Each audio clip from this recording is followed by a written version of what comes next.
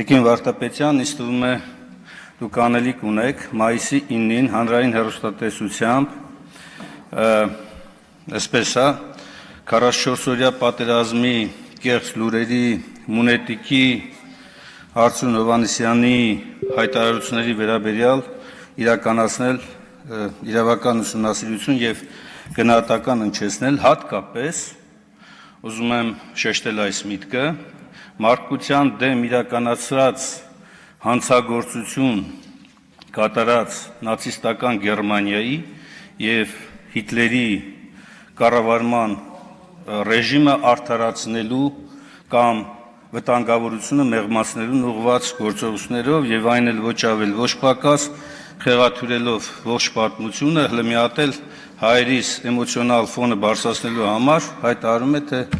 Հիտլերյան Գերմանիան անկախ Հայաստան էր ուզում, պատմական, ընդ որում մեր պատմական Հայաստանն էր ուզում կերտել։